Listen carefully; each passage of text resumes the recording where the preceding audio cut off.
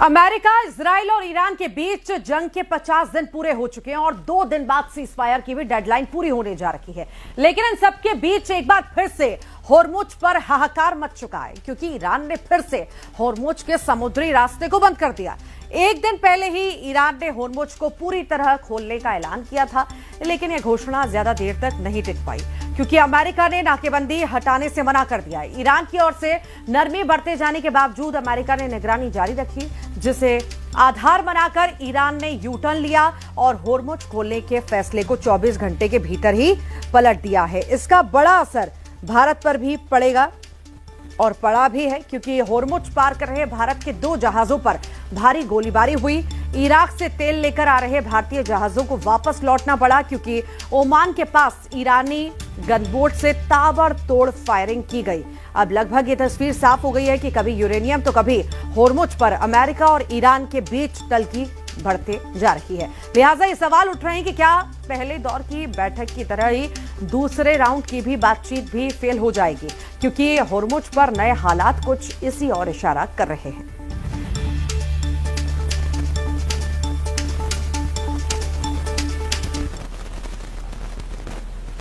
Iran और America के बीच एक तरह से सीज फायर टूट चुका है। ईरान ने समंदर में जहाजों पर हमले शुरू कर दिए हैं। खबर तो यहां तक की है कि होर्मुज को ईरान ने पूरी तरह से बंद कर दिया है। ईरान ने यह भी ऐलान कर दिया कि राष्ट्रपति ट्रंप की बेतुकी मांगों के चलते वो पाकिस्तान में होने वाली वार्ता में नहीं जाएंगे।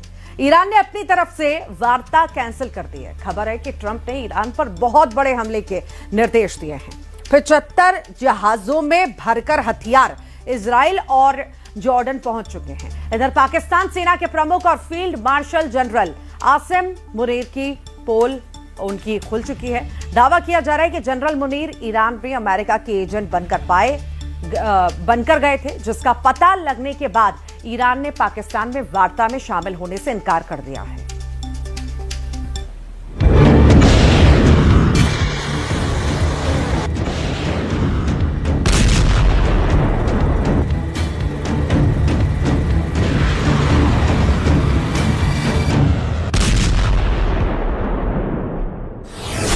%100% होर्मुज में हमले को तैयार ईरान।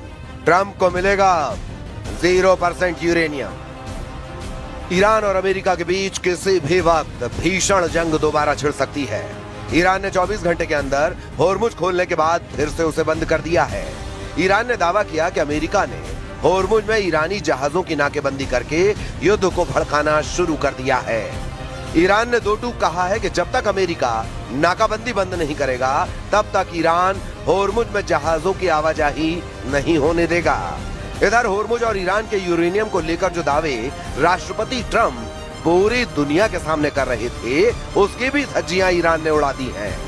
खबर है कि ईरान की संसद के अध्यक्ष मोहम्मद बाघिर गालिबाफ ने राष्ट्रपति ट्रंप को दुनिया का सबसे बड़ा झूठा राष्ट्रपति कहते हुए दावा किया है कि ट्रंप ने 1 घंटे में 7 से ज्यादा ऐसे झूठ बोले हैं जिसका वार्ता से कोई ताल्लुक नहीं है। गालिबाफ का यहां तक दावा है कि ईरान का यूरेनियम कहीं नहीं जा रहा, वो ईरान में ही रहेगा। जबकि ट्रंप ने दावा किया है कि ईरान अपना यूरेनियम अमेरिका को सौंपने को राजी हो चुका है। हैरान करने वाली एक और खबर भी है। दावा किया जा रहा है कि पाकिस्तान सेना के प्रमुख field marshal general Asim Munir का ईरान का दौरा काफी हद तक फेल हो चुका है। खबर है कि जिस तरह से जनरल मुनीर ने पहले ईरानी नेताओं को गुमराह किया और फिर ट्रंप को ईरानी नेताओं की तरफ से झूठे आश्वासन वाली सूचनाएं दी, उससे ट्रंप को लगा कि ईरान सरेंडर करने जा रहा है। लेकिन जैसे ही जनरल आसिम मुनीर की पोल पट्टी खुली, ईरान ने सख्त तेवर के साथ होर्मुज को फिर से बंद कर दिया है। ऐसे हालात में अब दावा किया जाने लगा है कि 22 अप्रैल या फिर 22 अप्रैल से पहले जो 16 अमेरिकी युद्धपोत ईरान की घेराबंदी किए हुए हैं, ईरान उन पर भी हमला कर सकता है। ट्रंप ने बोले 7 झूठ, फिर भड़का ईरान का होर्मुज युद्ध। ईरानी संसद के अध्यक्ष मोहम्मद बाघिर गालिबाफ ने 17-18 अप्रैल 2026 की रात को सोशल मीडिया प्लेटफॉर्म एक्स पर एक बेहद कड़ा बयान जारी किया है। उन्होंने दावा किया कि डोनाल्ड ट्रंप ने 1 घंटे के भीतर 7 बड़े झूठ बोले हैं। गालिबाफ ने इन झूठों को अमेरिका की मानसिक युद्ध नीति और तेल बाजार को प्रभावित करने की चाल बताया है। गालिबाफ ने ट्रंप के साथ झूठ की लिस्ट भी जारी कर दी है। जरा देखिए, ईरान सब कुछ मानने को तैयार हो गया है। ट्रंप ने दावा किया था कि ईरान ने अमेरिका की सभी शर्तें मान ली हैं और वो झुक गया है। गालिबाफ ने इसे पूरी तरह खारिज करते हुए कहा कि ईरान ने अपनी संप्रभुता से कोई समझौता नहीं किया है। 2. हॉर्मुज पूरी तरह खुल गया है। ट्रंप ने सोशल मीडिया पर घोषणा की थी कि हॉर्मुज अब पूरी तरह खुला है। इसके जवाब में ईरान ने कहा कि हॉर्मुज अभी भी केवल ईरान की शर्तों और अनुमति पर ही संचालित होगा। लेकिन ट्रंप के चरम झूठ को देखते हुए ईरान ने हॉर्मुज को फिर से बंद कर दिया है। 3. अमेरिका को यूरेनियम देने को तैयार ईरान। ट्रंप ने कहा कि अमेरिका जल्द ही ईरान से उसका संवर्धित यूरेनियम उत्खनन करके अमेरिका ले जाएगा। ईरान ने इसे हास्यास्पद झूठ बताया और कहा कि उनके परमाणु कार्यक्रम पर ऐसा कोई समझौता नहीं हुआ है। 4. ईरान ने खुद फोन करके डील की मांग की। ट्रंप ने दावा किया था कि वे यानी ईरान मुझे फोन कर रहे हैं, वे समझौता करना चाहते हैं। गालिबाफ ने इसे फेक न्यूज करार देते हुए कहा कि ईरान ने बातचीत के लिए कोई पहल नहीं की है। 5. अमेरिकी नौसैनिक घेराबंदी सफल रही। ट्रंप का दावा था कि उनकी घेराबंदी ने ईरान की कमर तोड़ दी है। ईरान का तर्क है कि वे अभी भी अपना व्यापार वैकल्पिक मार्गों और रूस चीन की मदद से जारी रखे हुए हैं। 6. इजराइल के साथ युद्ध समाप्त होने वाला है। ट्रंप ने संकेत दिया था कि एक टोटल रिजोल्यूशन यानी पूर्ण समाधान के बहुत करीब है। ईरान ने इसे केवल चुनावी और बाजार को साधने वाला ट्रंप का झूठ करार दिया है। 7. खतरनाक ईरानी नेतृत्व से गुप्त संपर्क। ट्रंप ने दावा किया था कि वे ईरान के एक सम्मानित व्यक्ति के संपर्क में हैं। ईरान ने इसे नेतृत्व के बीच वोट डालने की एक असफल कोशिश बताया है। در کنترل کامل و هوشمندانه ایران اسلامی است، هر زمانی با مقتضیات خودش از این تنگه استفاده میکنه و آمریکایی‌ها باید بپذیرن که اینجا محل قلدری نیست، محل گردن کشی نیست، اینجا محل تواضع هست. Very important is that Iran does not have a nuclear weapon, and they've agreed to that. Iran's agreed to that, and they've agreed to it very powerfully. They've agreed to give us back the nuclear dust that's way underground because of the attack we made with the B-2 bombers. So we have a lot of agreement with Iran. And Trump ने बोले 7 झूठ, 3 दावों से Iran ने खोली पोल। Hormuz लगभग 47 दिनों तक बंद रहा, लेकिन जब 17 अप्रैल को ईरान ने ऐलान किया कि हॉर्मुज को व्यापारिक जहाजों के लिए पूरी तरह से खोल दिया गया है, तो पूरी दुनिया ने राहत की सांस ली। कच्चे तेल के दामों में भारी गिरावट दर्ज की गई।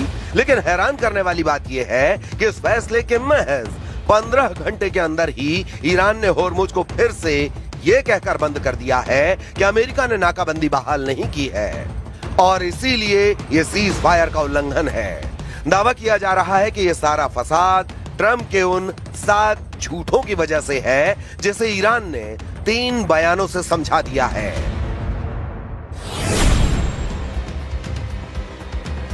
ईरानी संसद के अध्यक्ष मोहम्मद बाघेर गालिबाफ ने इन 7 दावों को नकारते हुए 3 बड़ी बातें साफ की हैं। मैदान तय करेगा, सोशल मीडिया नहीं।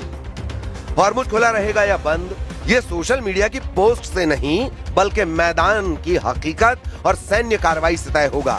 इस बयान के बाद हॉर्मुज बंद कर दिया गया। ईरानी अनुमति अनिवार्य। हॉर्मुज से गुजरने वाले हर जहाज को ईरान के डेजिग्नेटेड रूट और IRGC की अनुमति का पालन करना होगा, तभी जहाज गुजर सकते हैं। नाकेबंदी का जवाब। यदि अमेरिका ने ईरान के बंदरगाहों की घेराबंदी जारी रखी तो हॉर्मुज को स्थायी रूप से बंद कर दिया जाएगा और अब हॉर्मुज ईरान की तरफ से बंद किया जा चुका है। طبعا این هم پاسخ قاطع خودش رو هم دریافت کرده هم دریافت خواهد کرد، شاید بیشتر از این. آمریکایی ها مجبور شدن از خلیج فارس پایگاه هایی که در منطقه داشتن اینها رو تخلیه کنن، فرار کنن، منطقه رو ترک کنن. این دستاورد بزرگی است. اینکه ابهت آمریکا شکسته شد. سالها آمریکایی‌ها تو این منطقه وعده تأمین امنیت به کشورهای منطقه میدادن. ट्रंप पर ईरान जंग पड़ेगी भारी, 40% अमेरिकी हथियार खत्म।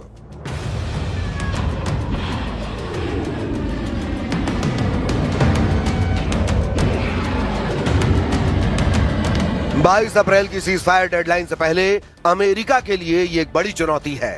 हथियारों की कमी ट्रंप प्रशासन को ईरान के साथ जल्द समझौता करने या फिर किसी और देश जैसे रूस या चीन से सप्लाई चेन में मदद लेने के लिए मजबूर कर सकती है।